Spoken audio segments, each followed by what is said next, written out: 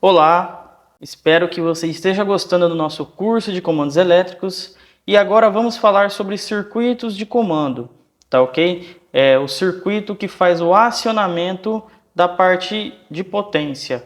Você tem, por exemplo, um motor elétrico e esse motor vai ser acionado.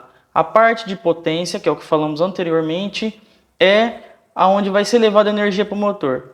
E o circuito de comando é que faz toda aquela lógica de acionamento para poder fazer com que esse motor ligue. Tá ok? Então essa é a parte do circuito de comando. Aí eu gostaria que você imaginasse o seguinte. Você montou toda a sua lógica, você colocou um motor lá, você fez tudo, fez a proteção. E na hora de fazer o acionamento, você vai lá e faz de maneira manual. O que você acha? Você acha esse procedimento seguro? Na minha opinião, não é um procedimento seguro.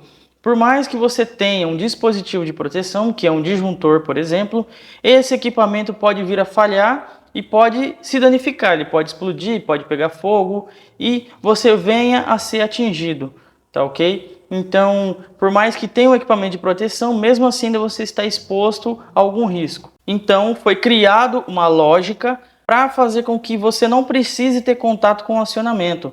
Você vai simplesmente apertar um botão e o equipamento vai ligar automaticamente, vai fazer toda a parte de acionamento e esse equipamento vai ligar e você vai estar aí praticamente fora de exposição de risco, tudo bem? Então é um dos motivos para fazer o circuito de comando, tá bom? Para você ter a sua segurança. E a segunda parte é que você vai montar uma lógica, né? Você tem um determinado problema e você precisa usar a lógica para poder resolver. Ele vai acender uma luz, vai ligar o motor, vai acender uma luz, vai ligar um outro motor. Caso esse motor falhe, um outro motor vai ligar. Então você vai usar mesmo a sua criatividade e também os conceitos abordados aqui para poder montar sua lógica de comando, tá bom? E agora vamos falar sobre o principal equipamento que está presente dentro do circuito de comando, que é o contator. O contator nada mais é que duas regiões que tem ferro e assim que acontece o acionamento, os dois ferros se juntam, fazendo com que ocorra a passagem de energia, tá bom? Então ele faz o atracamento. E aí a partir desse atracamento você tem a passagem de energia. É um equipamento bem simples, porém de muita utilidade. E dentro do contator você tem inúmeras opções. Você consegue fazer a parte de potência, que é onde vai passar a energia, e fazer a parte de lógica. Você tem normalmente no contator um contato normalmente aberto, um contato normalmente fechado. Se você olhar no desenho, você tem 31 e 32. Significa o quê? Esse 1 e 2 significa que é um contato normalmente fechado. E no caso, o 3, que faz parte do 30, 31 e 32, significa que tem 3 contatos normalmente fechados. No caso, esse é o terceiro. O primeiro seria 11 e 12, o segundo 21 e 22. No caso agora o terceiro, como exemplo, 31 e 32. Então é assim que a gente descreve vários contatos normalmente fechados que tem na lógica. O mesmo acontece com o contato normalmente aberto. O final dele é 3 e 4, significa que ele é um contato normalmente aberto e faz a mesma analogia. 13 e 14, 23 e 24, 33 e 34. Significa então que são vários contatos normalmente abertos. E agora a terceira simbologia faz referência à bobina do contator. A bobina é o dispositivo, é a construção dentro do contator por espiras. É um fio que tem várias espiras formando um enrolamento. Esse enrolamento, no momento que ocorre a energização, ele faz um campo magnético fazendo com que o equipamento venha se atracar. A bobina do contator é o que faz o movimento de atracamento acontecer, tá ok? Então a simbologia dele é o K1. Quando você está falando K1, você está se referindo à bobina. A bobina é de K1, então é o contator K1. Se tiver outro contator, ele vai ser a bobina de K2, K3 e assim por diante. E o A1 e o A2 é a entrada e a saída. A entrada da bobina, uma alimentação, é o A1. A saída dessa alimentação é o A2. É como se fosse um circuito mesmo. Você alimenta na entrada com uma fase que vai chegar e alimenta na saída com outra fase ou com um neutro.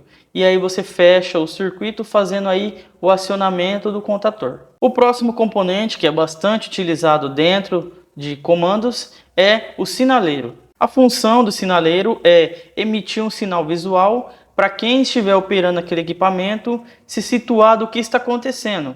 O equipamento está ligado, o equipamento está desligado, o equipamento está com falha. Então o sinaleiro é um excelente equipamento aí para poder orientar o operador, né? Não só o eletricista, mas quem está operando aquela máquina, ok? Então já adiantando, a simbologia do sinaleiro é o H. Então você vai ter o H1 e o H2, entrada e saída. E o próximo equipamento é o temporizador.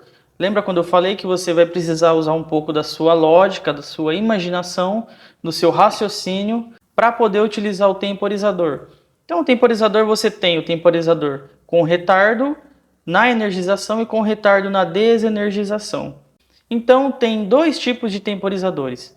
O temporizador on delay, no caso seria o on delay que ele vai demorar um tempo para energizar. Então você tem, por exemplo, um temporizador de 10 segundos. Assim que é energizada a bobina do temporizador, vai contar o tempo, no caso 10 segundos, e assim que os 10 segundos terminarem, vai ocorrer aí a mudança do estado dos contatos. O que é normalmente aberto fecha e o que é normalmente fechado se abre. O mesmo acontece com outro tipo de temporizador, porém ele é ao contrário. Vamos supor que ele é com 10 segundos também na desenergização. Nós chamamos ele de off delay. Assim que é acionado a bobina do contador que está dentro do temporizador, você tem a mudança imediatamente dos contatos.